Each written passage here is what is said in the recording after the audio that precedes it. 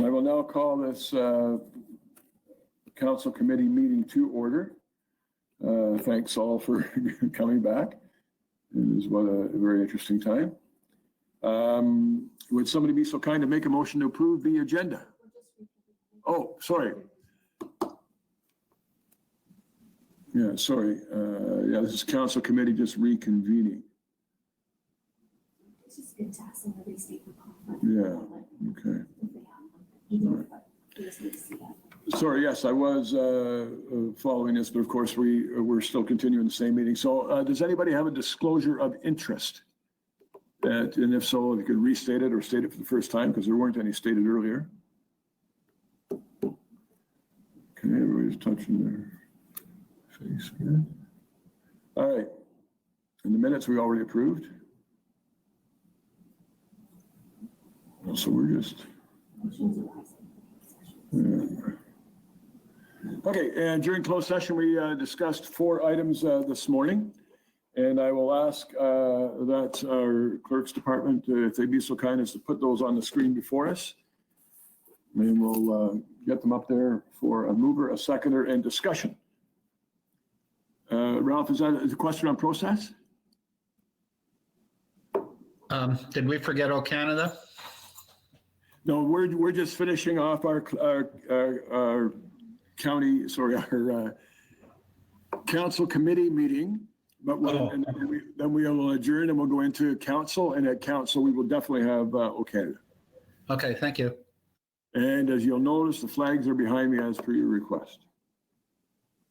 Okay, the first motion right here is somebody willing to move it to put it on the floor?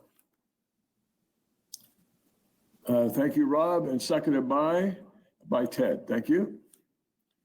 That this committee recommends to council that further to the confidential report BDC 2004, thank you, dated May 12, 2020, from the Business Development and Communications Department, staff be authorized to list the property located at 200 Valley Road for sale using an internal direct sale process, and that $9,000 for the cost of a reference plan and $8,000 for cost of legal fees and an updated valuation related to the disposition of 200 Valley Road be approved from the Land Acquisition Reserve. Is there any further discussion, questions, or comments on that motion? Ralph? Do we, thank you, Mr. Mayor. Do we need to include that in appraisal?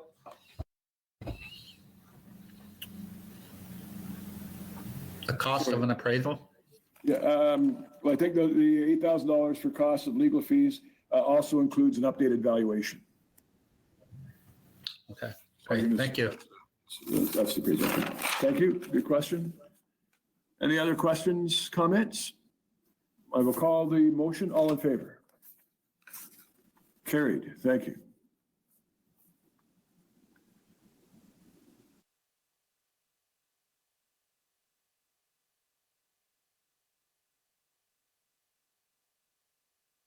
And just for those watching at home, council did convene today at noon hour for the better part of a couple of hours and discussed 4 closed session items.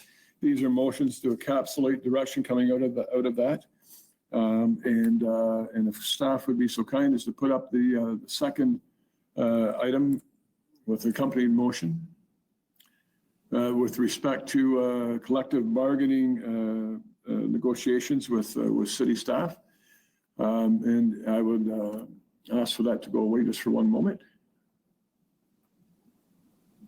Thank you. Is there a mover and a seconder to put that on the floor for discussion? Thank you, Mason. Thank you, Pat. And Rocket, I'll get you this. Actually, I don't need it back up. Well, yeah, I should put it back up for members of council. Thank you. Thank you.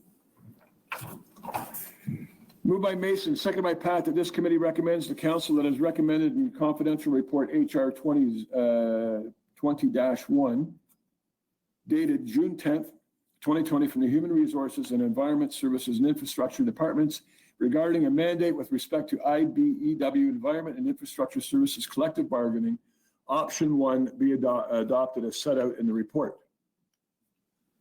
And thank you. Discussion.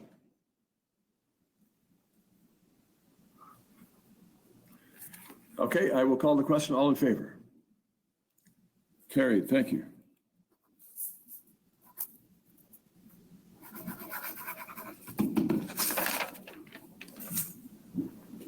And I will get Robin, put the third motion up. Mover and a seconder with respect to the position for Manager of Corporate Services and City Solicitor. Moved by Ted, seconded by Mason. Thank you. And I'll wait for the paper version. We'll put it back up on the screen. Thank you. That this committee, moved by Ted, seconded by Mason, that this committee recommends the council that is recommended in confidential report RP 20-2, dated June 10th, 2020, from the recruitment panel for the General Manager of Corporate Services / City Solicitor. Option 1 be adopted as set out in the report. And we'll make that disappear. And any discussion? I will call the question. All in favor? Carried. Thank you.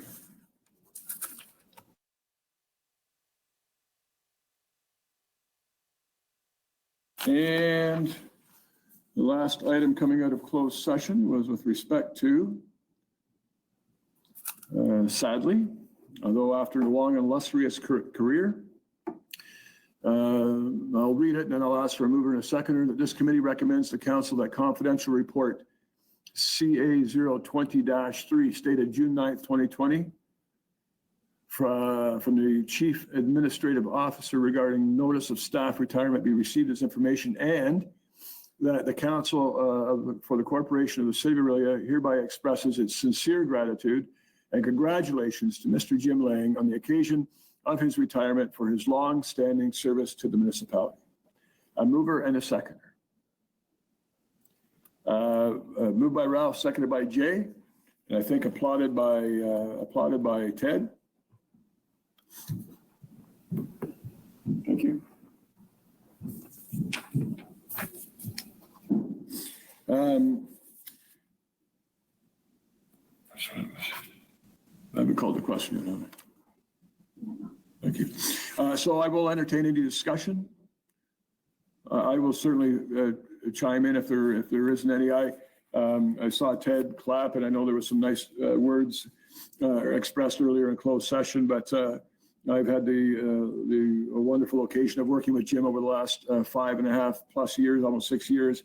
And I can tell you, even though he's been here for the better part of 31 years, his passion and caring for the corporation, not to mention his file knowledge and experience, has not diminished, certainly in my eyes. And he's running hard to the finish line, and we thank him for that. But we're just glad we still have him around for a few months going forward. So all the best, James. Any further discussion? Jay. I just wanted to say, yeah, congrats to Jim, and really been wonderful working with them. And I'm sure, yeah, as Steve was saying, everyone shares that sentiment. I wanted to say that I really do appreciate it, because I ask some pretty unusual questions sometimes, and he's always got a really good answer. So it's a tough one to see him go, but it was really wonderful working with him for sure. Thanks for that, Jay. All right, I will now call the question. All in favor? Carried, thank you. I guess that means you actually get to retire, Jim.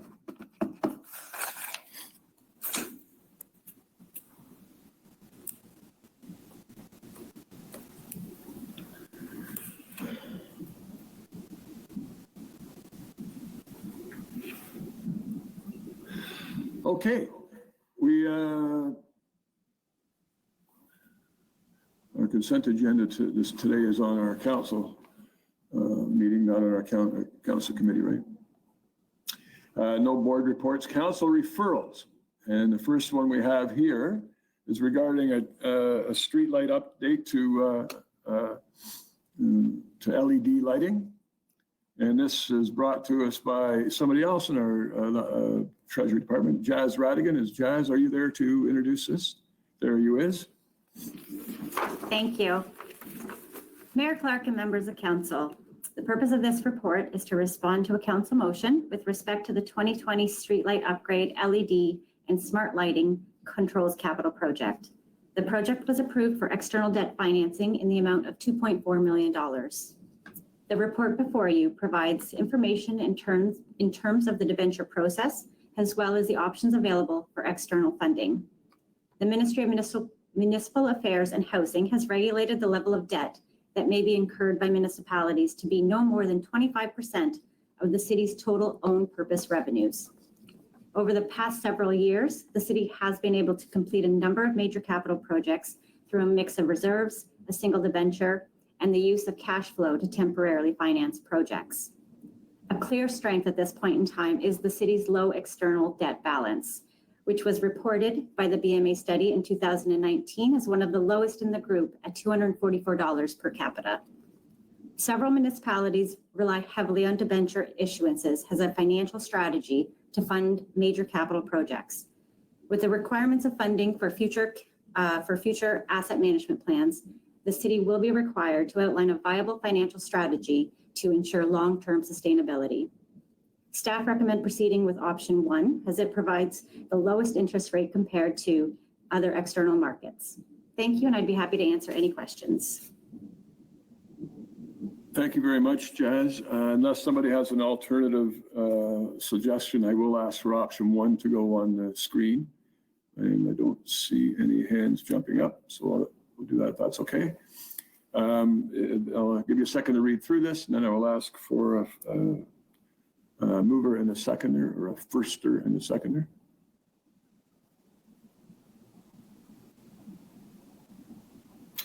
Is there a mover and a seconder to get this on the floor for discussion? Moved by David, seconded by Rob. Thank you. That this committee recommends to council that is recommended in report TRES 2020-G05 dated, thank you very much, June 3rd, 2020 from the Treasury Department, the application for debenture financing regarding the street light upgrade, LED and smart lighting controls project be approved, and that the mayor and clerk and city treasurer be authorized to execute all required documents to secure the city's funding for this project from a debenture to be issued by Infrastructure Ontario for the upset limit amount of $2.4 million for a term of 6 years.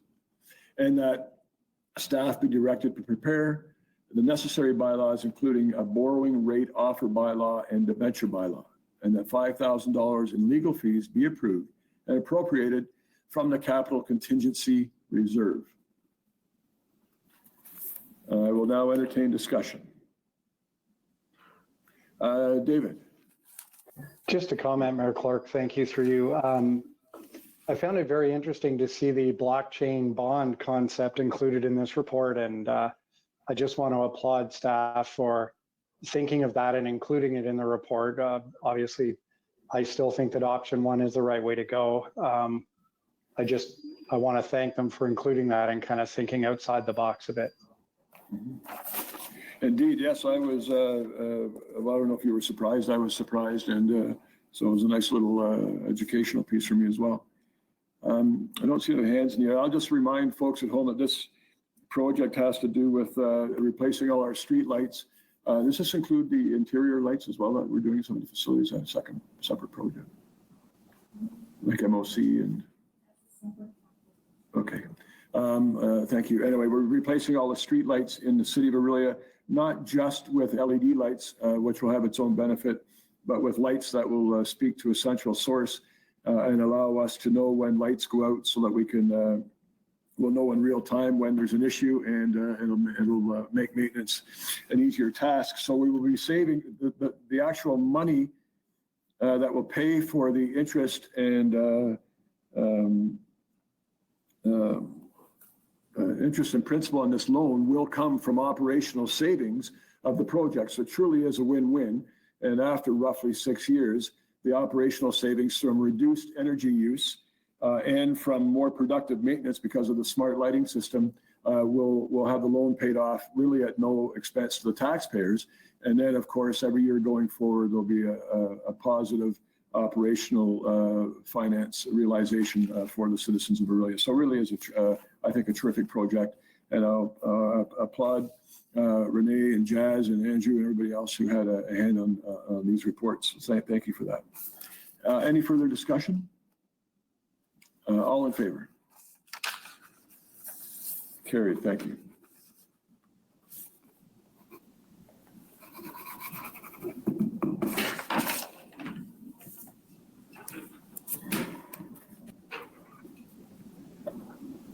This is my version of a split screen. I got one here and one here.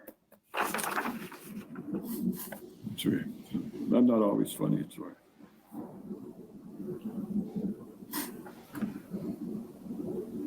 Okay, into departmental reports. Again, from our, I believe this comes from probably this. It is Treasury again. I believe it's Jasmine again, Jazz rather, who's still with us. So that'll explain your presence, your omnipresence, with recommendation to an appointment of auditors. And I believe you're recommending an auditor that we've had for a number of years. But I'll let you speak to that, please, Jazz. Thank you. Mayor Clark and members of council, the purpose of this report is to request council appoint BDO Canada as municipal auditors for the City of Orillia and the Orillia Power Corporation for a term of 5 years. The audit services scope includes the city's consolidated financial statements, the Orillia Public Library financial statements, and the Orillia Power Corporation consolidated financial statements. BDO has provided audit services for the past 5 years. BDO staff have significant experience in the municipal environment, resulting in a more efficient and streamlined audit process. It's important the audit firm ensures they are independent of their clients, and BDO has continued to be objective over the past 5 years. Thank you, and I'd be happy to answer any questions. Thank you.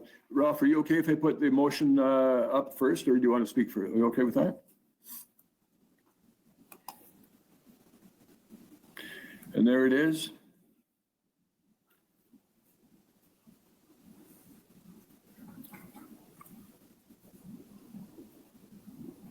I will ask for if there's a mover and a seconder. Moved by Ted, seconded by Pat.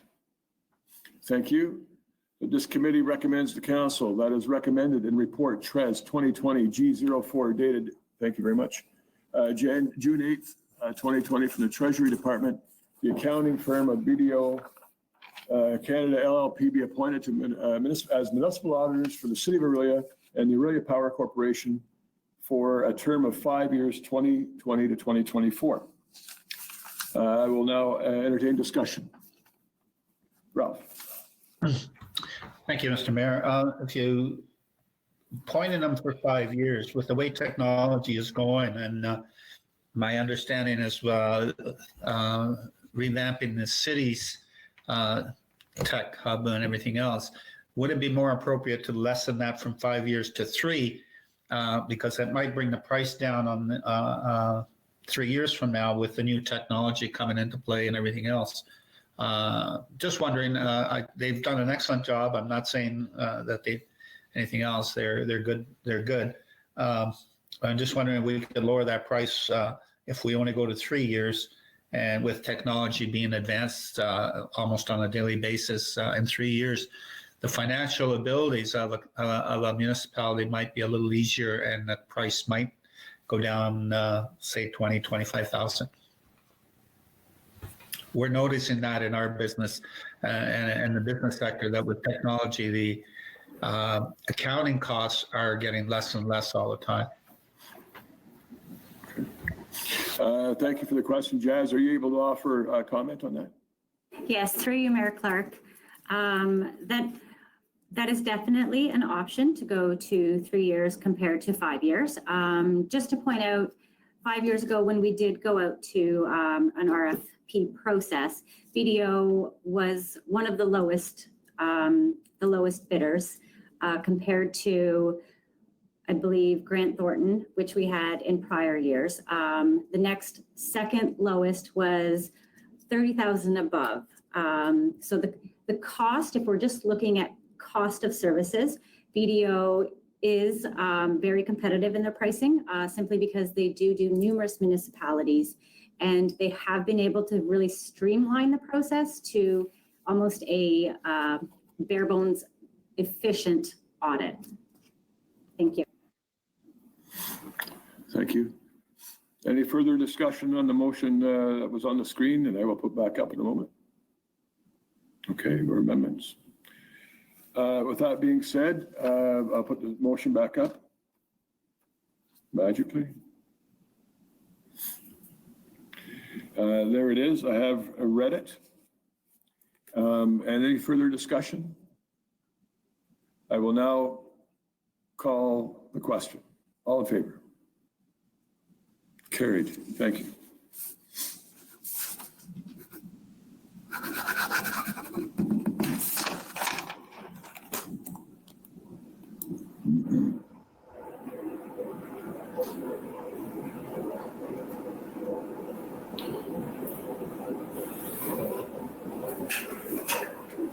Okay, with respect to temporary advertising policy, and I will thank Jazz for her input on the last couple of issues.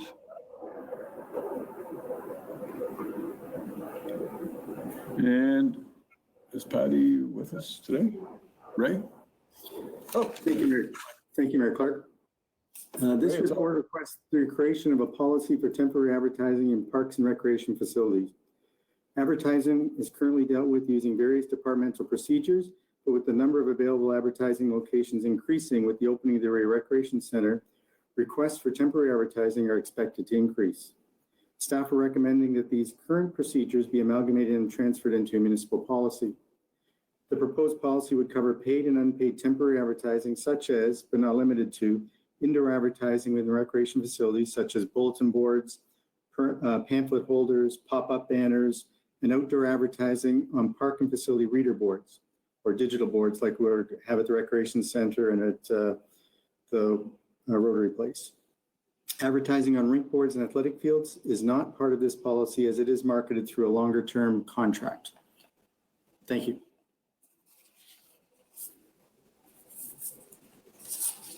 Thank you very much for that, Ray. It's much appreciated. I will now ask for the recommended motion to be on the screen. There it is right there. Capturing Schedule A of the report. And I would now ask for a mover and a seconder. Thank you, Tim. Sorry. Yes, please. Thank you. Sorry, moved by Tim, seconded by David. Thank you. I will now I'll read it formally and then entertain discussion. Thank you.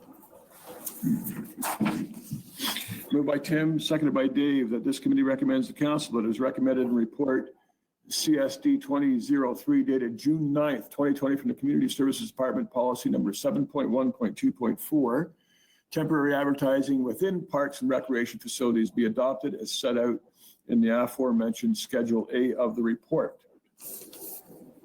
And I will now see if there's any more discussion, questions, comments. Tim. Thank you, Mayor Clark. Just a quick question. I couldn't quite get my head around the idea of affiliated and non-affiliated when it came to minor hockey. Minor hockey is considered affiliated, but a team within minor hockey is not. I just couldn't understand that difference. Ray, would you be able to satiate Councillor Lauer's curiosity? Sure, Mayor Clark. Yes, we view the difference as we have the facility permit with the organization directly, so it's that they are the affiliated group. We would just like to funnel all those kind of requests through one affiliated group as opposed to, say, each coach of a team asking for various requests.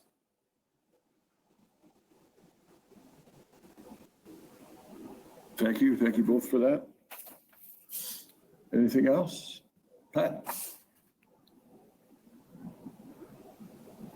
So I'm assuming that there are bulletin boards or something in each of these facilities so that if a non-for-profit wanted to advertise a fundraiser, that they could put something up on that. Is that correct? Ray? Yes, through you, Mayor Clark, Councillor Heen, yes, that is correct. There'd be a fee for that service of $10 for them to be able to put their advertisement up on the bulletin board. supplementary.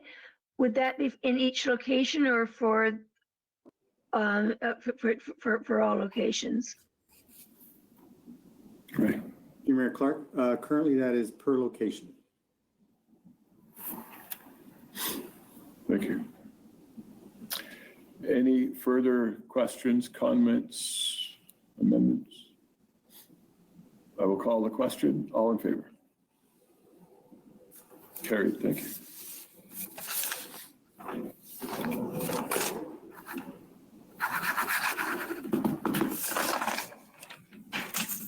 And thank you, Raymond. Mr. Merkley?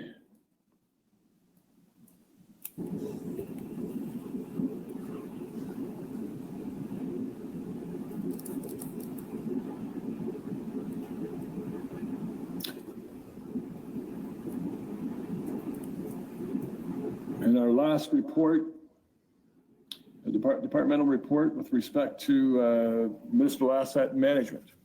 And I know we have Mr. Sugden before us to introduce this, and Ian, all yours. Thank you, Mayor Clark. So report number DSC 2015 is presented to Council Committee today because the Federation of Canadian Municipalities is offering a grant program through the Municipal Asset Management Program. The Municipal Asset Management Grant Program is intended to help municipalities adopt asset management practices, and the city staff intend to apply for the grant to assist with the development in the asset management plan in order to comply with Ontario Regulation 588-17. The application for the grant requires that Council authorize staff to make the application to submit the request for the funding, and also to confirm that the city is committed to providing a minimum of 20% of the project funds required through as part of the grant. The city has an approved capital project for the development of its asset management plan, and it's outlined in the report. $32,000 of that budget is available to support the MAMP funding application. Staff requests that the motion in the report be adopted to allow staff to proceed with the application submission to the FCM. Thank you for that. Good report and great introduction. Thank you. And I will entertain discussion on this matching grant opportunity. Okay, I will ask the resolution to be put on the screen. I'll read it formally and see if there is any further discussion. I will read it now as a way of you reviewing it and me putting it formally on the table.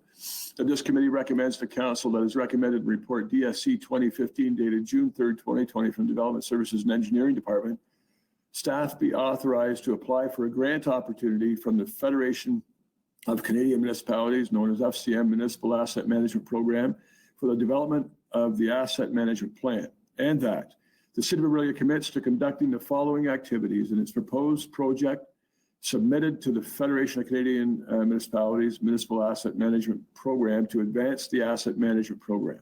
Engage a consultant to develop an asset management plan in compliance with Ontario Regulation 588/17, and that a maximum of $32,000 from the asset management plan update budget be committed toward the cost of this initiative if successful, and that if the application for the grant is successful, the mayor and clerk be authorized to execute a transfer payment agreement with the FCM or Federation of Canadian Municipalities.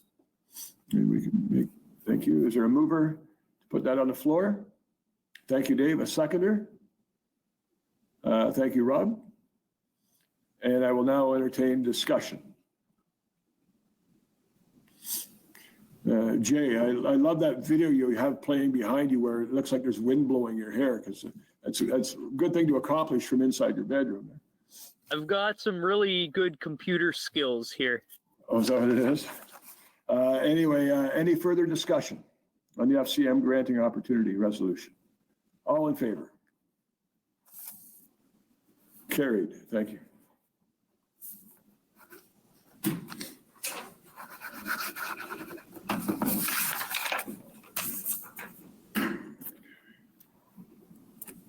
We're now out of departmental. I believe we're into into inquiries. And I think we're going to be hearing from Councillor Lauer for much of the next few minutes. And Councillor Lauer, do you want to introduce your first proposed resolution? Thank you, Mayor Clark. This is a series of 3 inquiries that I've been stockpiling over the last 3 or 4 months, and finally checked with staff, and they thought it was appropriate to bring them forward. The first one up is to do with winter control policy and the idea of maybe considering not treating both sides of the sidewalk as priority during a snow event. I did quite a bit of research on this winter, and there is a difference between one side of the road and the other, depending on where the sun is shining and things like that. And I know I do get a lot of complaints about the sidewalks, and I'm just very interested in staff's take on the possibility of focusing on one side and maybe improving the quality on the one side at the expense of the other, but eventually getting to it. But anyway, this is what this inquiry involves, and I'll take any questions.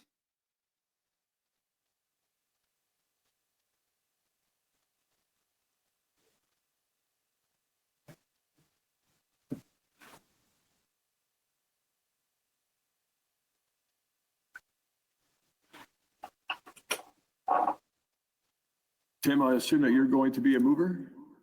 Yes, thanks, Steve. Thank you. And seconded by? Dave? Thank you. And I had a couple of people in queue there, and I didn't jot it down. So anyway, this committee recommends the council that staff be directed to prepare a report with respect to the following: the feasibility of amending the winter control policy for sidewalk snow plowing to prioritize one side of the city, of all city streets where sidewalks exist on both sides. And I have a mover in Tim and a seconder in David, and now I will entertain discussion by, I think, Pat and Jay. I think that's what I had. Thank you. Actually, it's probably a good idea, as Tim is only too aware, in many parts of the North Ward where we live, if there isn't a boulevard on both sides, only one side of the street gets plowed as it is. On my street, for instance, there's not a boulevard on my side of the sidewalk, so my sidewalk never does get plowed through it the whole winter. On the north side does, but not the south side. So I mean, that's the other thing to look at.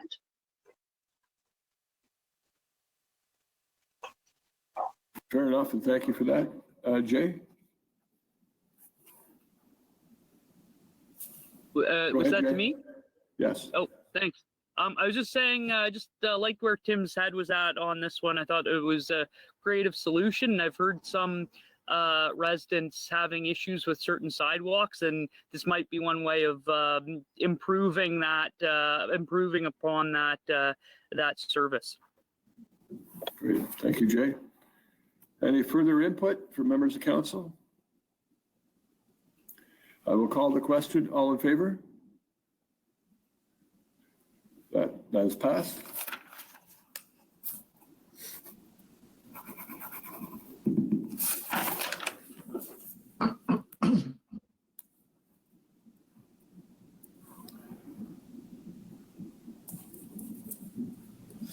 And Tim, as you indicated earlier, you've got 3 of them. And this one is with respect to the city's DC Reserve or Development Charge Reserve. And I will let you introduce that one as well, please. Thank you, Mayor Clark. This one has to do, obviously, with our DC account, which is significantly overdrawn at this particular time, which we are financing internally. I've had several discussions with our retiring treasurer, Mr. Lang, and I think I don't believe we quite agree on this. And I've looked for the pros and cons on going to external or remaining with internal, and decided there was enough of a question there that maybe it would serve council to have a report brought forward that we could look at and maybe have further discussion and maybe a bit more creativity would come out of that. The idea of externally financing your reserve or that particular reserve isn't that far off from what we're doing with the LED lighting, in that there is a revenue stream associated with it. So it is not necessarily, and of course the report will outline this or either refute or dispute this, that the taxpayer shouldn't suffer, but our reserve levels may gain from it. Anyway, I won't go into the whole argument, but I think it would serve council well if they brought that forward and we could have that discussion with some actual fact on the table. Thank you very much for that introduction. I will now ask that the resolution be put on the screen. And there it is. That this committee recommends to council that staff be directed to prepare a report with respect to the following: the feasibility of funding the city's development charge reserve through external debt financing. And I will now ask if there is a mover. I'm going to assume again that would be you, Tim, and a seconder, Rob. And further discussion. Ted?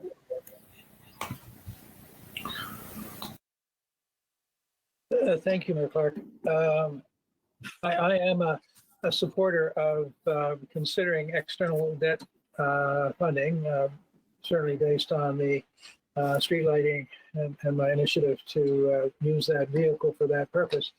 However, I'm not in support of one-offs. Typically, of this nature. I do believe that we now are at a point in our city and our future capital programs where we need to have an in-depth debate about the degree to which we want to use external versus internal debt financing to move our city forward.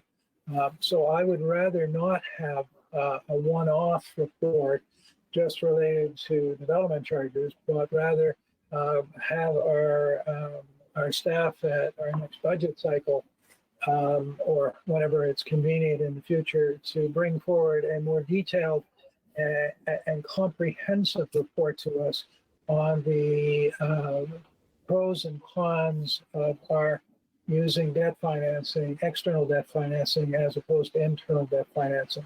So at this point in time, I would be opposed to the elemental approach that this takes rather than a more systemic approach that we could see overall, including this particular fund. So I'm not sure if you're proposing an amendment, knowing you well enough. I think you would suggest that you are if you were. Tim, are you amenable to amending this? Well, I would just point out that this isn't a one-off because it does have its own source of financing. It has a revenue stream associated with it, which makes it, in my opinion, a different situation than what Ted's referring to. I don't dispute that it would be a good thing to have a report at budget next year about external financing. I'm assuming we're going to do that anyway. But this is a very specific reserve, and I think should be treated differently and could benefit from just a focused look at. Okay, thank you. Sorry, Ted, you want to jump back in? Well, thank you, Nicole. Only to point out that our land acquisition account is exactly in the same position. It's in major deficit, but it is an account that theoretically would be paid back as we sell pieces of property that we have acquired. So I don't see any difference in that reserve and this reserve in that matter. But I do see the fact that when you begin to look at our reserves in the aggregate, they all we have an overall reserve deficit because we've been using the cash flows out of those reserves to build our major projects, and we've reached a point where I don't believe in the future we have that flexibility.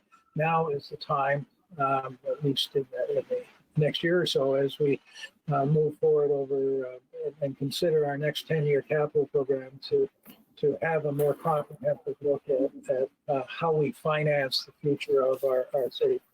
So I do look at this as a one-off in that context. Though I appreciate that Councillor Lauer's point of view is correct, that there is potential return on that, but as there are on other reserves within the city as well. Thank you. Thank you both. I'll go to Ralph right now. Thank you, Mr. Mayor. Through you to Mr. Lang. How will this affect our tax rate in the future? Taking into consideration that the federal government announced that the interest rates will stay at approximately 2-point-some-odd% over the next 2 to 3 years. So how does that affect our tax, our ability when we make the tax to the citizens of our community? Jim Lang, much celebrated today. Are you online? Oh, there he is. Yes, thank you very much. Through you, Mayor Clark, and thank you for the kind words earlier. Staff and council have been having discussions in regards to the appropriate mix of financing for the last couple of years, and it is a very opportune time as you've just received the report from Mrs. Radigan in regards to the street lighting proposed debenture. It's something that we've been wanting to ease into the discussion, and we have for the last couple of years. So it's something both on a specific basis, and we'll look at, for instance, specifically the development charges reserve, and just in general, the debt policy is very important for the municipality to have a clear picture of that. In regards specifically to the question from Councillor Cipolla regarding how that affects taxes, it is a form of financing. So every municipality uses a mix of reserves, so savings in advance, and a mix of debt, which is paying after the fact. So it's all about that finding that balance of the mix of those two that is the key. So I think it's very appropriate to be having a report, whether it's specific to development charges or wider, that will definitely include the development charge aspect, and it is something that staff have definitely had on our agenda to make sure we have that report brought to council. Our response to the COVID emergency has slowed several projects down, and that's one of them that we would like to be working on. But yeah, definitely it's something that should be discussed. Street lighting project was almost a trial project to get back into to open up the discussion on debt policy. Thank you for the question, Ralph, and for the answer, Jim.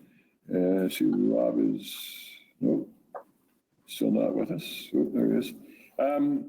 Any further questions or comments on Councillor Lauer's proposed resolution? Councillor Lauer.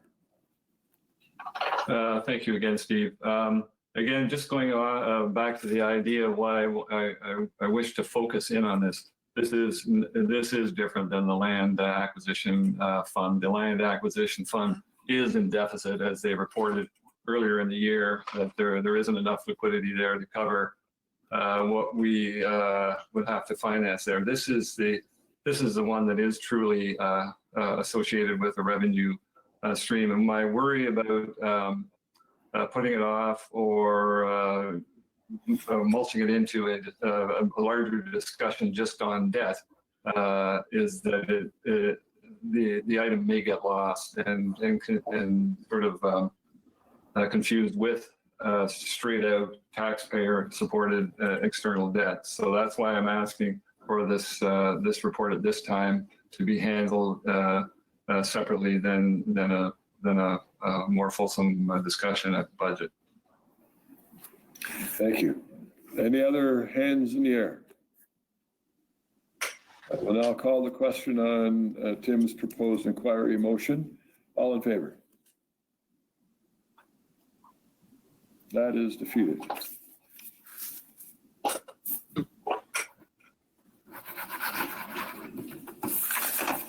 And we have one more.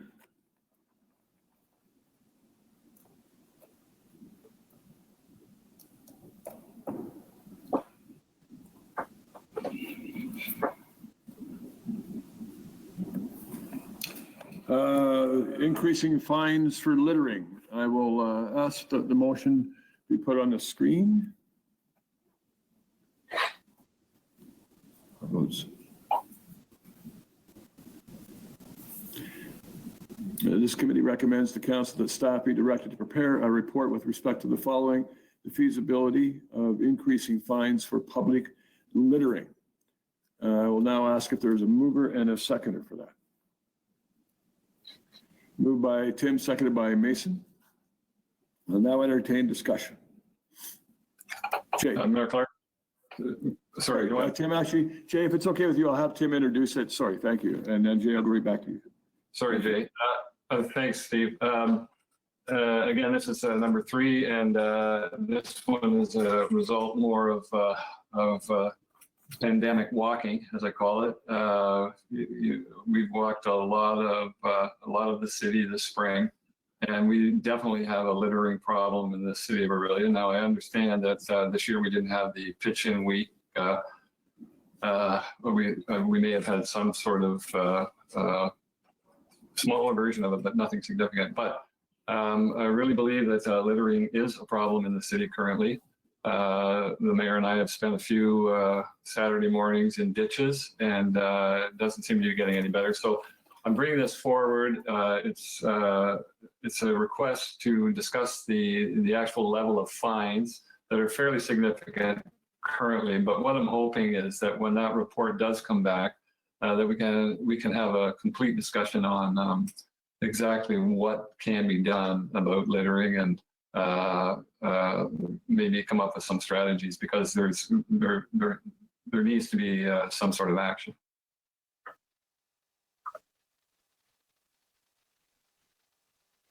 Thank you, Jaden Mason. Thanks. Through the chair, yeah, certainly open to looking at what the different options are. I was just curious, Tim, what the current fine rates were at present. I believe it's $300, I believe. Okay. Thank you, Jay. Mason, and then Ted.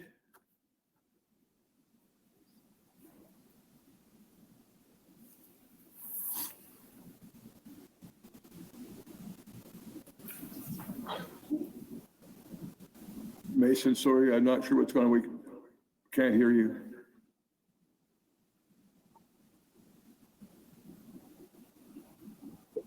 Huh. Can't hear you, Mason. Yeah, Mike's, yeah. Your mic is green. Sounds good.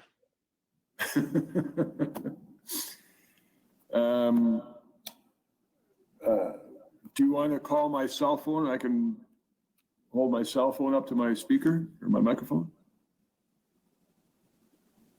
You okay?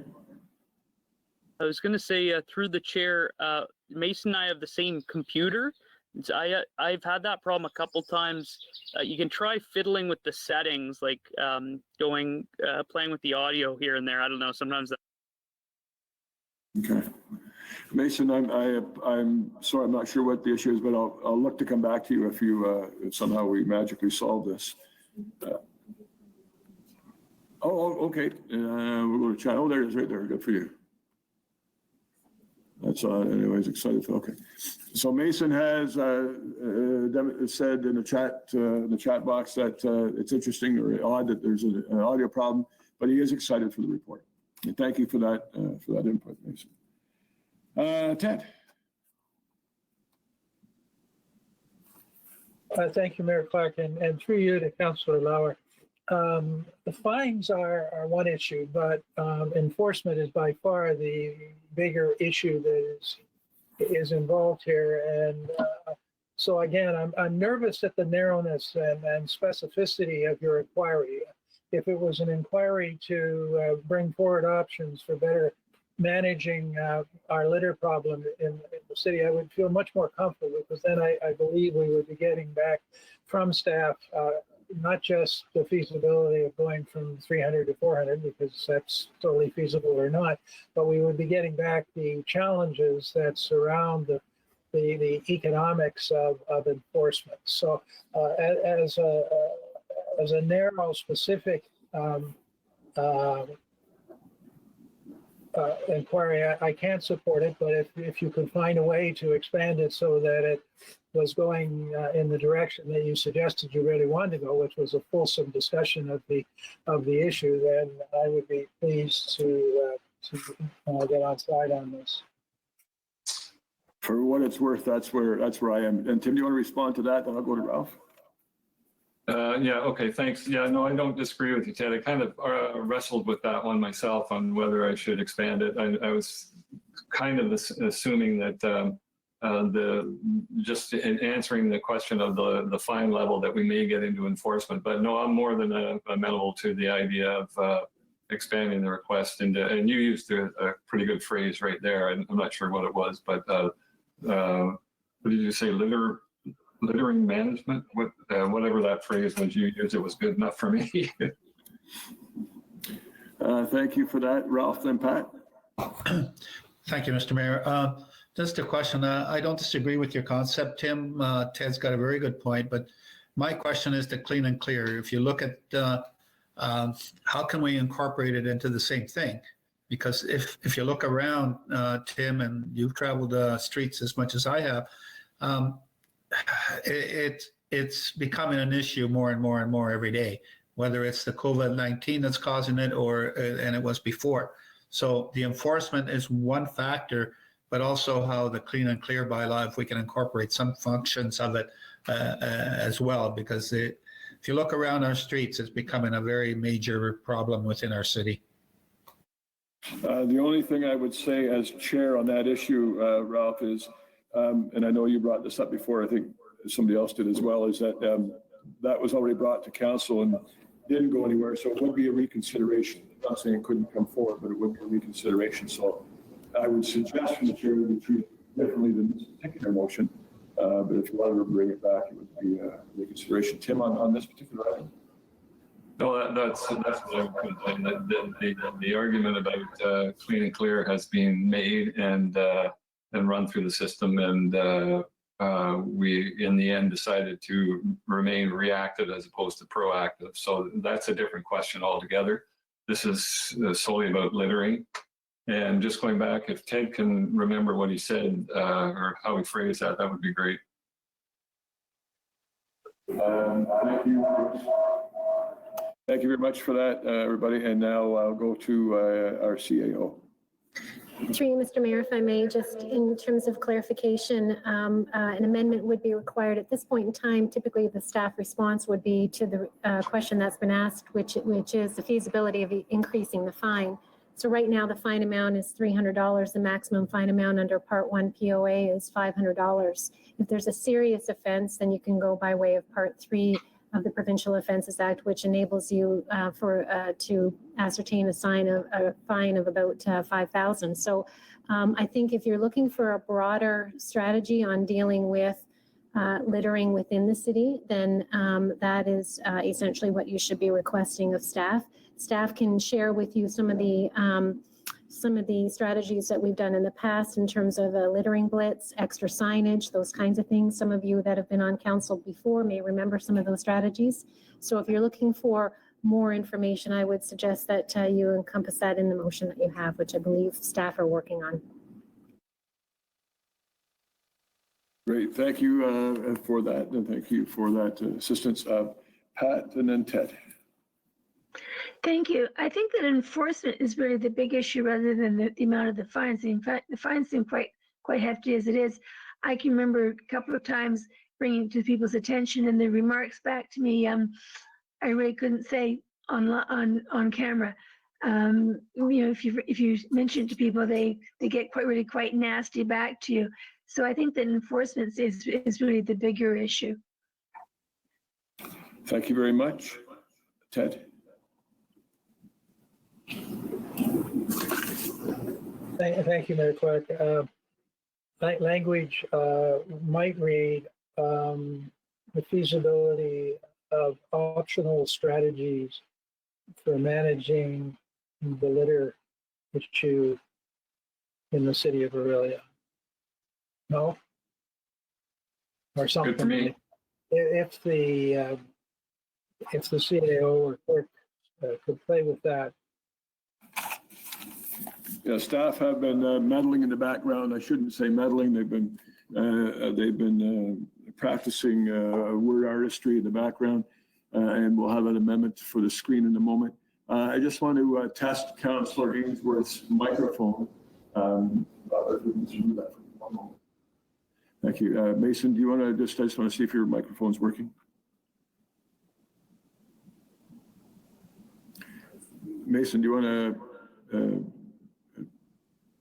weigh in on this at all? Mason, can you hear me? His microphone is working and now his speakers aren't. Oh, really? Yeah, I think he's frozen there. Maybe. Pretty stalwart anyway. All right. Mason, if you do hear me and you can't hear me and you want to weigh in, just please let me know. Glad to have you back in the fold. The only thing I would say is I just want to echo Ted. I'm in support. Sorry, Tim. I'm in full support of doing something to address littering. To me, it's a representation of complete disregard for the pride in our community and, quite frankly, for the environment and some of the ecosystems within that environment. I have not done a lot of walking lately, but I have done hundreds and hundreds of kilometers on my bike. And even at that level, I get to see some of the things, and I see some of the areas that we have worked on the last few years in the pitch-in day, and see them filling back up with a blatant disregard for the consideration of our natural and our person-made environment. But I do not believe that fines are the sole solution. I do believe that $300 is a deterrent. I'm not opposed to looking at fines and finding out what is most effective, but enforcement and how that may be done, but also in creating a sense of pride in the community. I mean, I know it's utopian and probably unrealistic to think that you would have 35,000 ambassadors that truly cared about the environment, and therefore your litter would reduce significantly. But whatever the report does, as long as it's talking about a meaningful overall litter reduction strategy, I'm all for that report. Jay? Sorry, just a quick comment on that, just brainstorming, but, and I figure this kind of fits within that, but like looking at the potential for more garbage and recycling receptacles around and cleanup of those, just making, throwing stuff out accessible could be another way of looking at things. Yeah, certainly. Hopefully that would be captured in a wholesome report. And it looks like Mason has turned off his microphone and still having audio issues. That's very unfortunate. Having said that, I will ask now the proposed amendment be put on the screen. Thank you very much. This is the proposed amendment that the motion now before committee be amended to add the following paragraph, and that the report include options with respect to litter management strategies. I'm comfortable with that from the chair and as a supporter. Ralph on that, and then Tim. Thank you. On the amendment, is there any way we can include some kind of report on how the enforcement part of it? Mr. Mayor, you and I were down by the park and you could see all the litter along the waterfront and plastic going into the lake and everything else. But there's no, unfortunately, we don't have enough staff for enforcement. I think that's got to be part of this in order for us to help eliminate littering within our city. I totally support Tim's question here, but I think we really need something to enforcement. It's not just about fines. Yes, fines are deterrent, but it's not the only thing. We need to have enforcement of some kind. So I'm just wondering, Ted, if you would consider adding and how we're going to enforce this and what we need to enforce this. I feel pretty comfortable from the chair understanding the discussion around the chamber and your input, Ralph, that that would be captured in this. Under strategies would certainly capture enforcement, but I would ask our CAO to maybe just to chime in and either confirm or deny what I'm saying. Through you, Mr. Mayor, if I may, I would agree that when Sean comes forward with a report, that will include provisions with respect to enforcement. Thank you. Tim, you have your mic on? Like to hop back in? Sorry, I left that on, Steve, but if you need someone to move that amendment or second that amendment, I'll do that. As long as it's not the second amendment. That's a south of the border reference.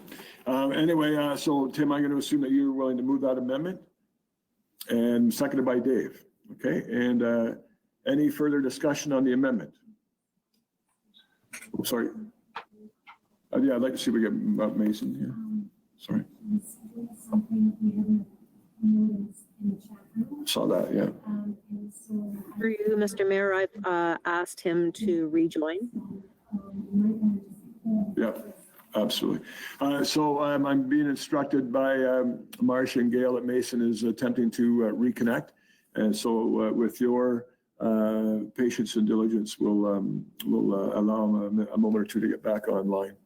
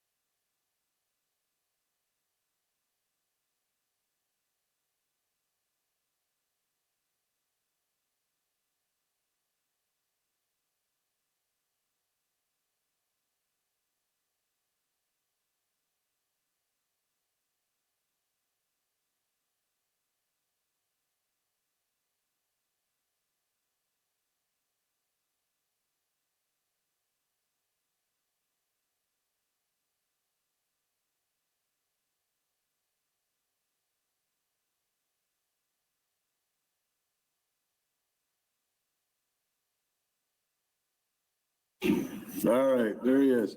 Mason, I will say we were having a little discussion around the chamber here. Often when people have their pictures frozen, it's like, some weird, yours was very civil and maybe one that you could use in your promo material. Anyway, and I can hear you, so this is good. All right. Mason, did you want to speak to the amendment at all before I call the question? It's just basically talking about a more wholesome strategy than just fun. No, just talking to myself here. All right. With that being said, I will now call the question on the amendment to the main motion. I'm going to put it back on the screen for Mason's benefit, please. Thank you. Thank you.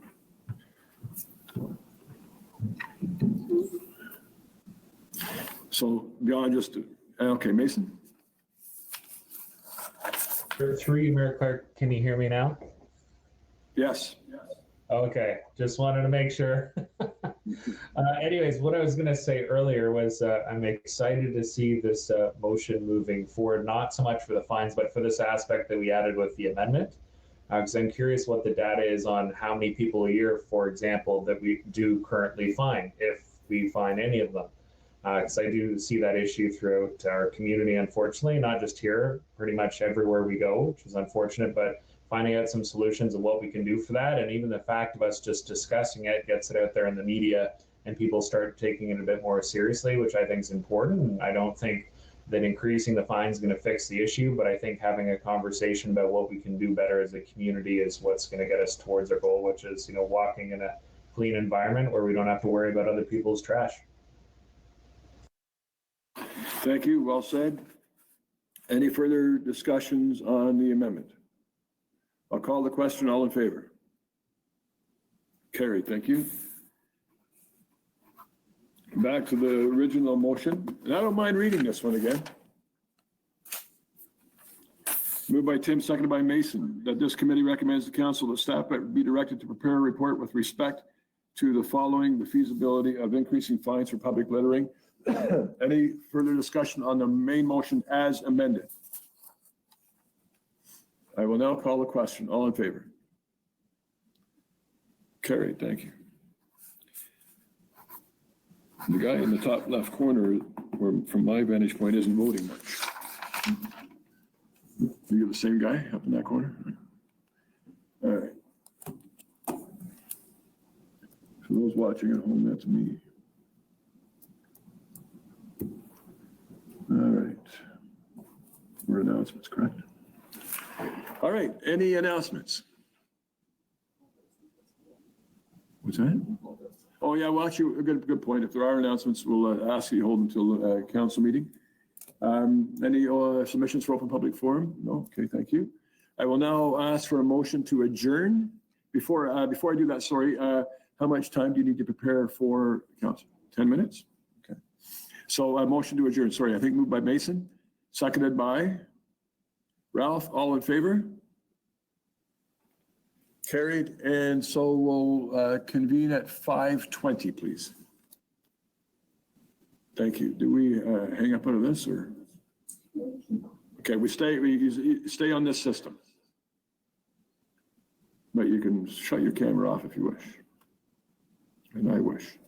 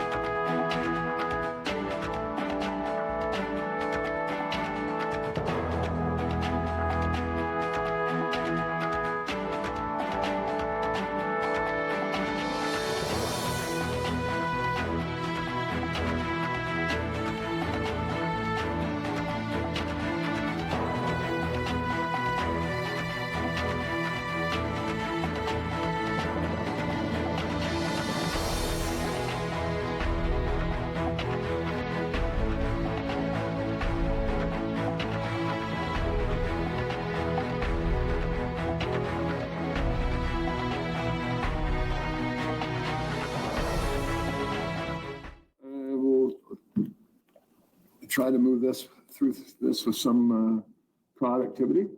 We are now into, I don't know what number meeting this is for us today, but this is a regular meeting of council as a result of some of the other items that we've dealt with today, namely OPC and council committee. I will now call this meeting to order. And if staff would get us queued up for the singing of O Canada, that would be terrific. And thank you.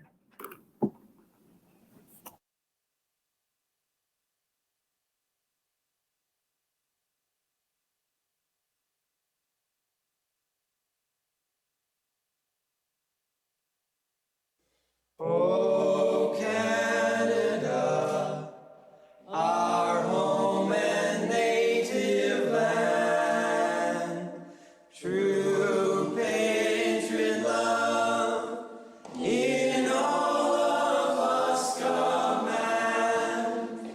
With glowing hearts we see thee rise, the true north, strong and free. From far and wide, O Canada, we stand on guard for thee. God keep our land glorious and free. O Canada, we stand on guard for thee. O Canada, we stand on guard for thee.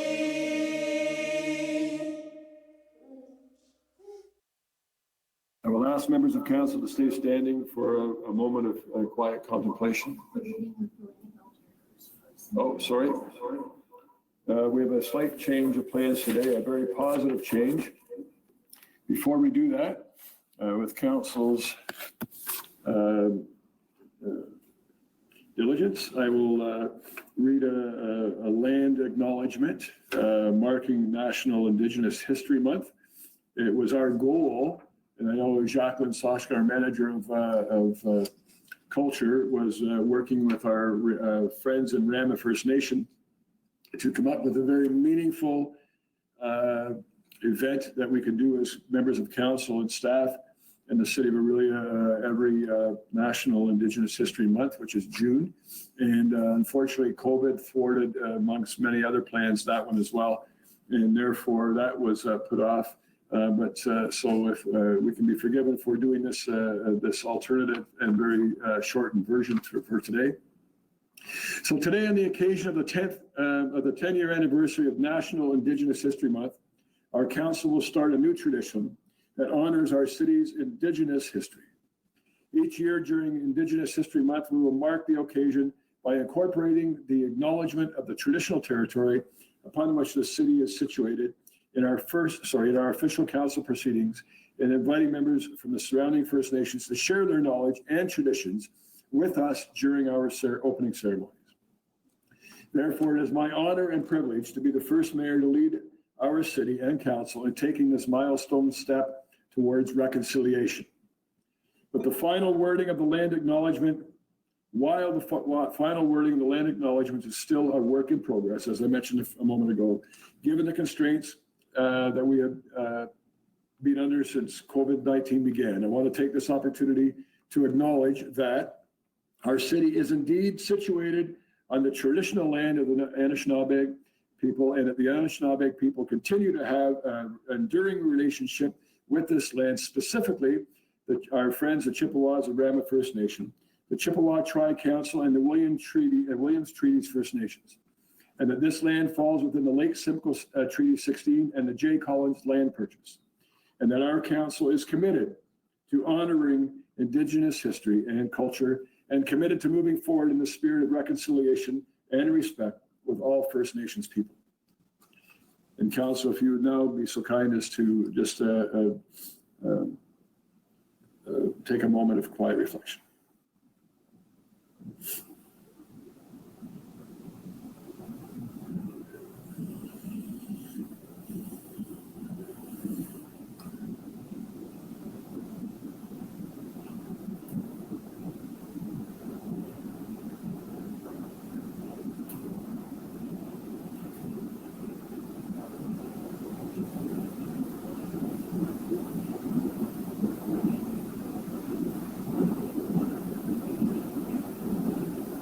Thank you.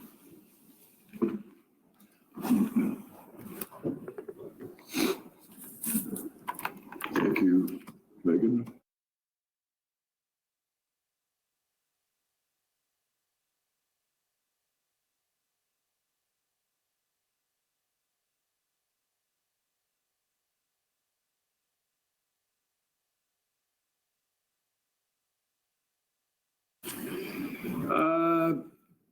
Would somebody please be so kind as to make a motion to approve the agenda that you see before you? Moved by Mason, seconded by David. Any discussion? All in favor? Carried, thank you. Are there any disclosures of interest? I'm going to just discuss, if I can, just for 1 minute, consent agenda item number 1. It's with respect to an announcement from our Attorney General, who actually is in Orillia, but with respect to patio expansion licensed establishments through the Alcohol and Gaming Commission. I have reached out recently to our Integrity Commissioners to find out where I might have a conflict with respect to trying to get our economy up and going again within the city of Orillia. As most folks will know, I have a restaurant that I've had for 27 years downtown, and my daughter now has one. So I want to make sure, I want to be very sure that I do not have a conflict and that I do not participate in anything, and I shouldn't be participating in going forward. So I have received the response today. It's a document I really haven't had a chance to go through yet. So I with council's blessing on this particular item here, because it pertains to every licensed establishment within the province of Ontario, and that it is not an actionable item for council, I will not be declaring it on that item. I will review what I got from the Integrity Commissioner and certainly guide my actions going forward and making sure that I do not have any, that I do not create any conflicts. So I will not be declaring on that particular item at this particular point in time. Are there any other disclosures of interest? No presentations or deputations.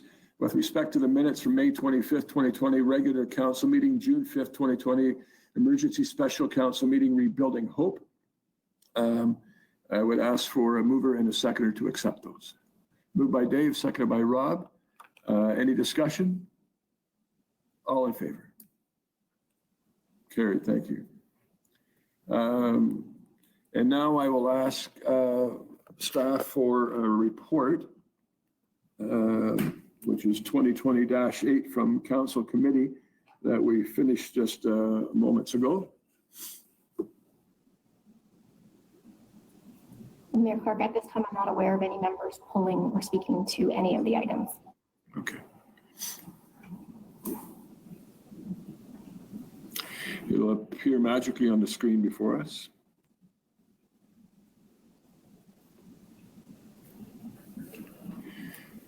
This is to capture all the items that we discussed in Council Committee for those watching at home. And if you were watching over the last hour and a half, you would have seen the discussions and the directions on these items. This is really just to encapsulate that. So that report number 2020-8 of Council Committee now before Council be adopted. Is there a mover and a seconder for that? Moved by Mason, seconded by Ted. Thank you. Any further discussion on any of those items? Tim? Thanks, Mayor Clark. Last week, or not last week, 2 weeks ago during our meeting, I think had a couple items that would have been served well if we had have put off the ratification for 2 weeks. I won't go into the two issues, but I did receive calls, and part of the complaint was that we didn't, that we ratified too quickly. In this case, I don't see anything on the report, these reports, that needs to be put off, but we had been made aware by the clerk and CAO that we could request things be put forward, but just as I say, there's nothing on this particular agenda I want to move forward, but I do apologize for missing a couple the last meeting. Okay. Thank you for that. I appreciate that. Any further discussion on any of the items captured by this motion? I will now call the question. All in favor? Did I get a mover and a seconder? Yes, I did. Thank you. Thank you very much. That passes.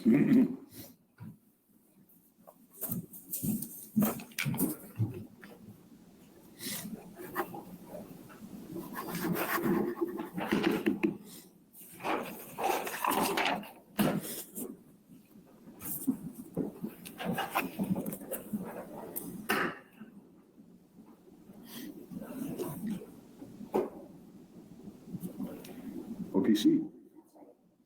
All right, so the council and I and staff had the privilege of sitting through a presentation by the board of directors and senior staff from Orillia Power, and they gave us a briefing on the year that was in 2019, and we have a motion to capture that, and I will ask for that motion to be displayed on the screen, please. There it is right there.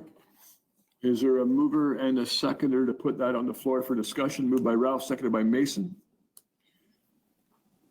Pardon me.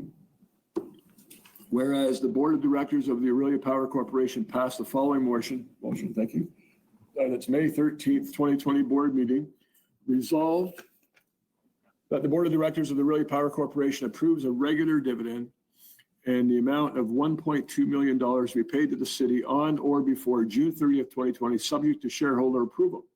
Therefore, be it resolved that the shareholder ratifies the board of directors' dividend motion of May 13th, 2020, and approves payment of a dividend to the shareholder in the amount of $1.2 million by June 30th, 2020.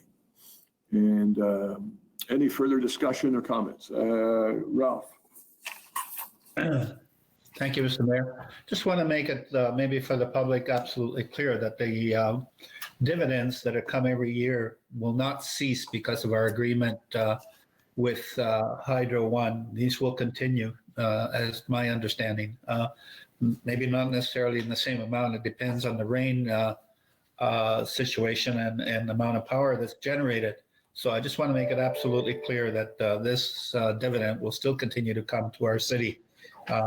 Maybe different amounts, but it will still continue. Yeah, just for a little further clarity, you're right, we will continue, assuming the generation side continues to do well. It is the side of the business that generates the bulk of the dividend for the city on an annual basis, and a significant percentage of that. That will continue. The amount of money that we get from the distribution side will certainly not be there anymore, but we'll still receive the majority of the dividend.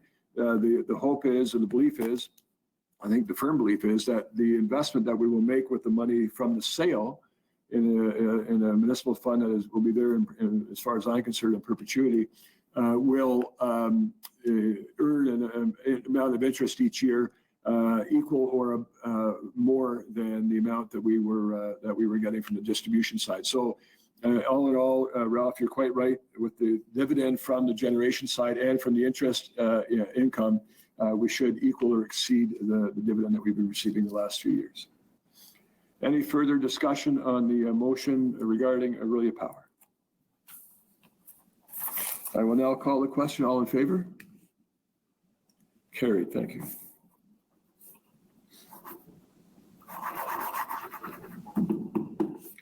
And I thank all those at Orillia Power, the senior staff, the board of directors, and certainly the staff that have been working in a bit of an era of uncertainty for the last few years. But a little more certainty has come to the situation as many of the staff will transfer over to Hydro One, and as the two companies will continue to operate even further apart than they do at the moment. Consent.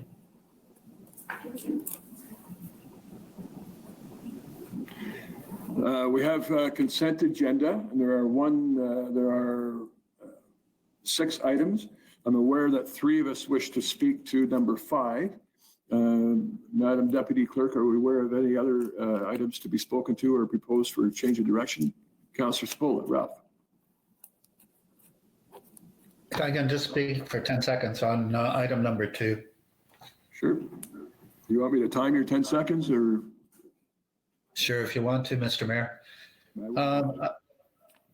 Oh, go, so Ralph, it's okay. I'm just going to put the motion on the floor first, if that's okay.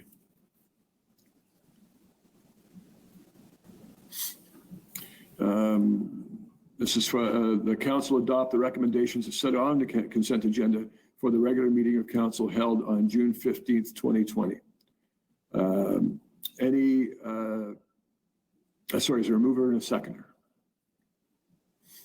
Moved by Dave, seconded by Mason. Thank you. And now I will entertain discussion. Ralph?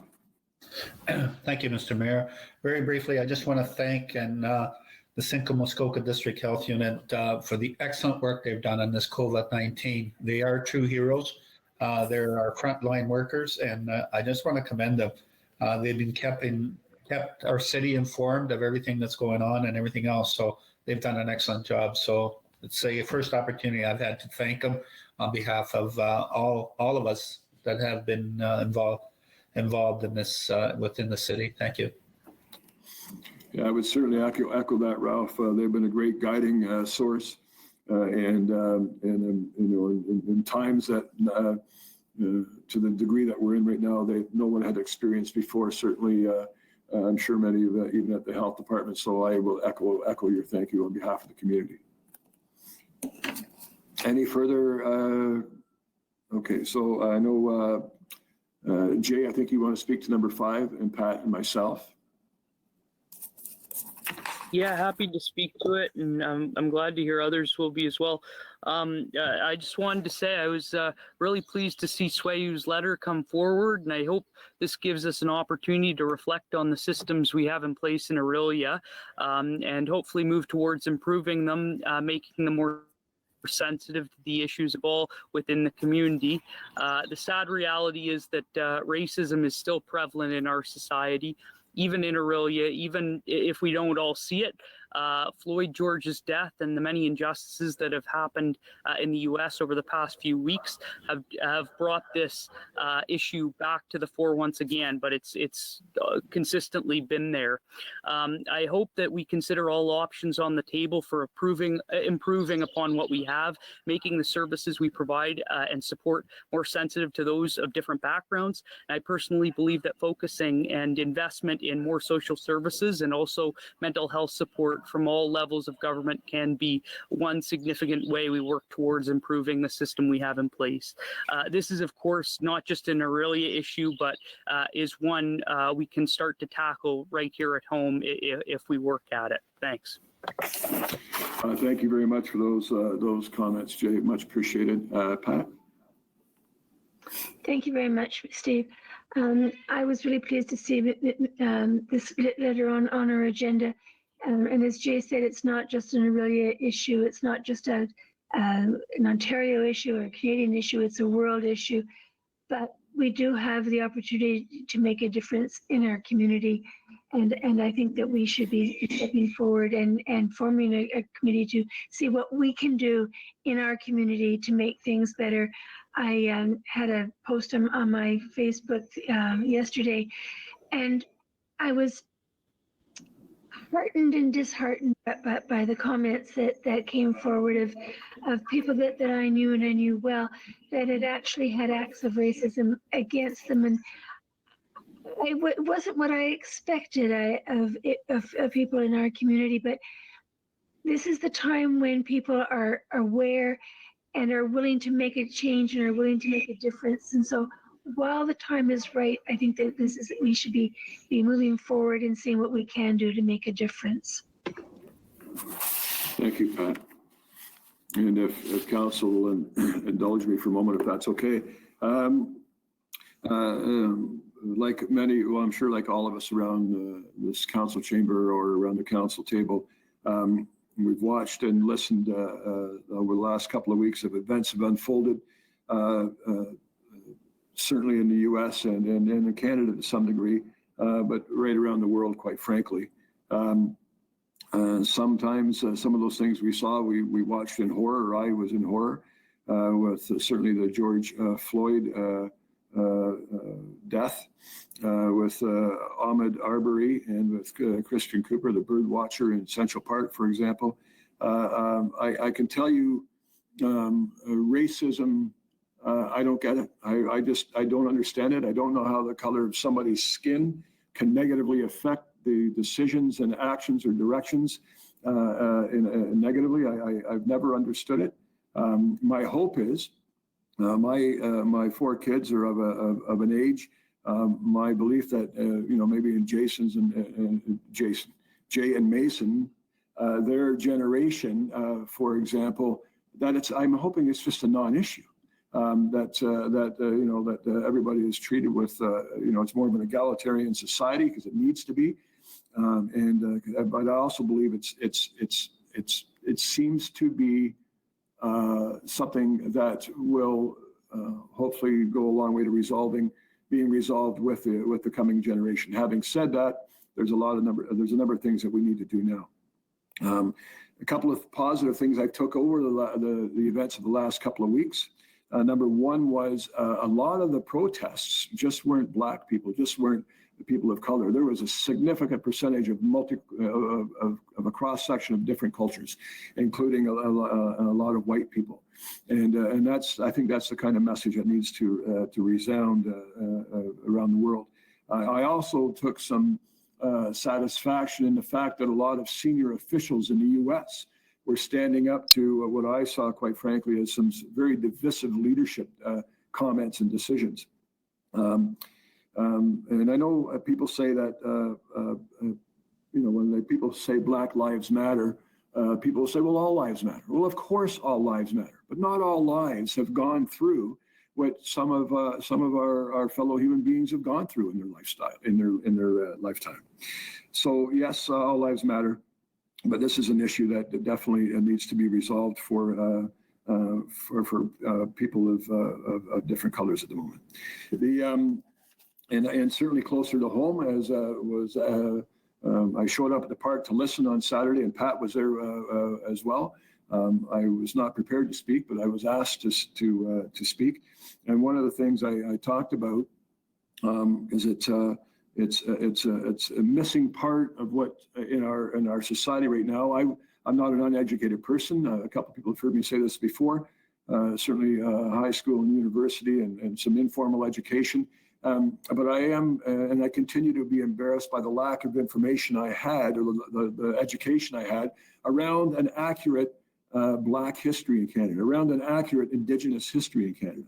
And I would implore, and I think part of the actions that can come out of this is that we as a council can implore and lobby our municipal partners to bring the curricula of these different issues up to a meaningful standard where an accurate reflection of those two histories and beyond are reflected in our learning. Because I do believe with education, some of these issues will be resolved.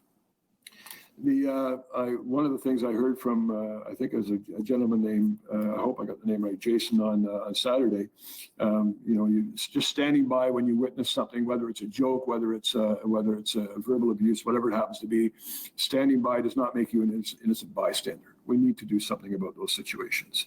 We need to condemn racist actions, certainly if we happen to witness them. And so again, my hope is that the next generation, this is a significantly lessened issue, and I do look forward to what my office can do over the next couple of years, hopefully with council's blessing, that we can take some action on this. I certainly am willing to do a proclamation, certainly willing to, as I say, lobby our Minister of Education, for example, and even and put out perhaps a video with some of the wording as well.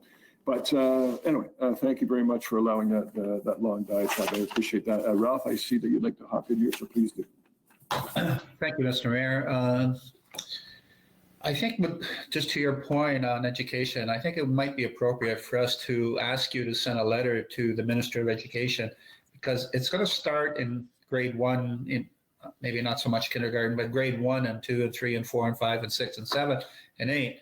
To do exactly what you just said, is to inform and to educate our children on the different aspects of our society. And unless we do that, it's going to continue, Mr. Mayor. So they have to learn at a very early age. I think, my daughter's a teacher, and she teaches at Mark and Bill Crothers.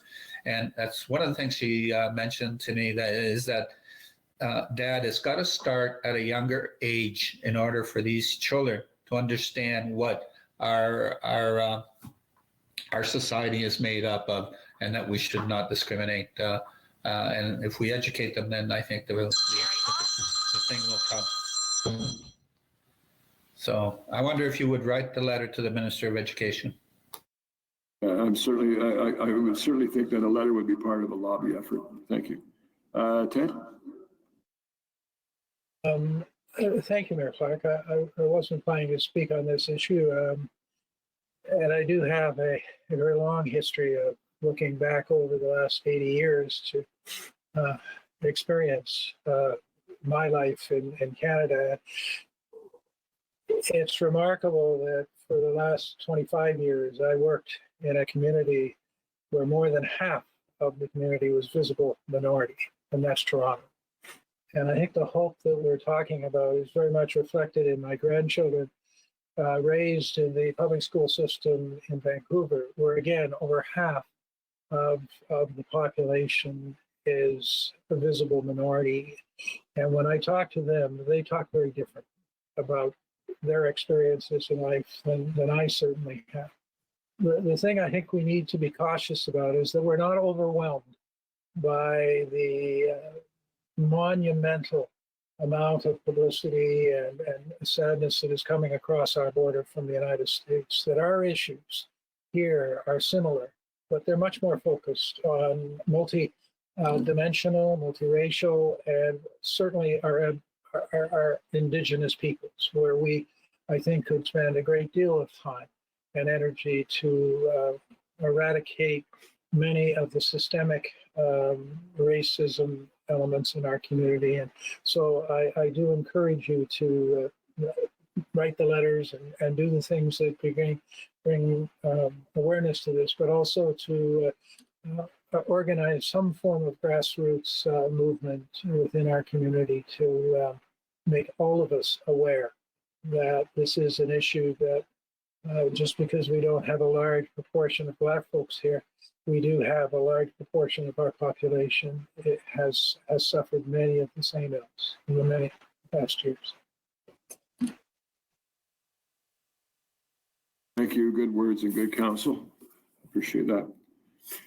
Any further discussion on any of the items on consent agenda? I will now call the question. All in favor? Carried. Thank you.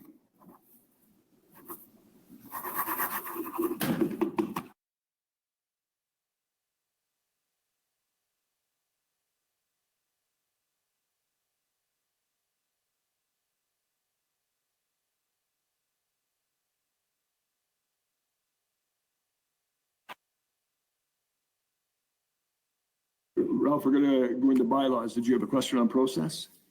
Yeah, just the process. Do you need a motion to write that letter before we go on, or is that over? But is it over? Or do you need direction from us? Madam CAO, I certainly seem to hear a general consensus that was favored. Wasn't captured in the motion. Do you have a comment on that? Through you, Mr. Mayor, if I may, in the past, for example, January of 2020, part of a motion that was passed by council gave you the authority to write a letter to the Minister of Education to address this issue in terms of curriculum as it related to Indigenous studies and so on. So that was a council resolution that directed you to do that kind of letter. So if that is the direction, it should be enshrined in a motion. And it could be, sorry, the mayor, Ms. Williams is just suggesting that the mayor could report back if that's an option, or we could have a request by way of motion for you at the next council meeting, which would be in July. Okay. Thank you. a good point that probably should have been captured in a motion, the letter aspect of it. So and perhaps even a video. So we will, this is something that we'll deal with on an ongoing basis, this issue. I think that particular direction that we'll bring back to the next council meeting and enshrine with the blessing of council, just to make sure that that I have the authority from council to write that letter. So we'll go into bylaws now, and we've got just a few of them. And the first one with respect to the continuation of, I think, phase 3 of North Lake subdivision. Is there a mover and a seconder to put this on the floor? Moved by Mason, seconded by Ted. Thank you. A bylaw to provide that blocks 1, 2, and 3 on registered plan 51M 1177 North Lake Village subdivision phase 3, thank you, are not subject to part lot control under Planning Act 1868344, Ontario Inc., Titan Homes, 2020-54, a bylaw to amend Chapter 459 of the City of Orillia Municipal Code, user fees, environmental services, water and wastewater. 2020-55, a bylaw to amend Chapter 461 of the City of Orillia Municipal Code, user fees, environmental services and operations, stormwater.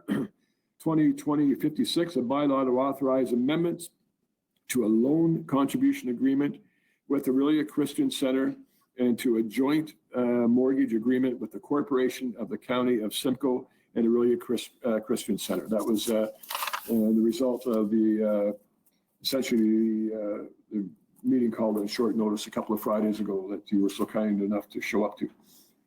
Anyway, any discussion on any of those bylaws? Jay. Thanks. I seem to be speaking a lot this round. I was just curious if there's anyone there who could speak to the part lot control provisions of the Planning Act and just provide a bit more detail. So that'd be bylaw 2020-53. Thank you. I think Madam CAO is going to take on that task. Thanks. Through you, Mr. Mayor, if I may, this is as a result of a CIP that was presented to council on June the 3rd, which identified phase 3 of the North Lake Village subdivision was approved by council in 2019, and it consists of a further 21 townhomes in the same style as those in phases 1 and 2 of the development. The developer has applied to the city for a part lot control exemption bylaw under subsection 50 sub 7 of the Planning Act, which allows for the selling and conveying of 3 blocks of freehold townhouses in phase 3 of the North Lake Village subdivision, and also allow for the registration of the plan of common elements condominium. And attached to the CIP was a drawing that outlined those areas. So in accordance with subsection 12.3 of Schedule D of the Phase 2 development agreement, the developer was obligated to register the reference plans to delineate all of the units in all blocks, and then subsequently apply for part lot control exemptions for the blocks as they are built out. The reference plan as prepared in accordance with the agreement and registered on the plan, which was again attached to the CIP. So city staff, as part of that process, reviewed the application, verified compliance with applicable planning documents, and prepared a part lot control exemption bylaw that will is before you this evening. I believe, I think Gail referenced June 3rd. I thought it was anyway, June 3rd or June 5th CIP captured all that. So if you want to review the full document, hopefully it'll still be in your records. Any further discussion on any of those bylaws? All right, I'll call the question. All in favor? Carried. Thank you.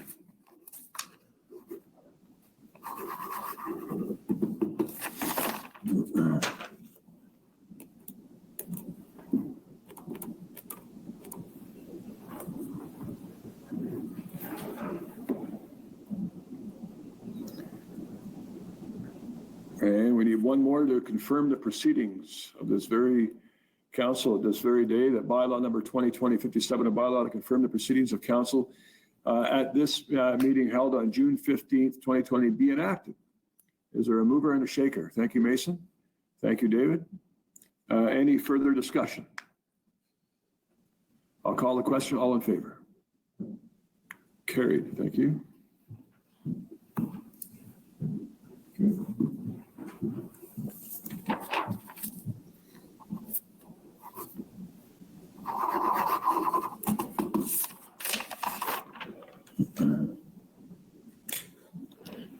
And announcements.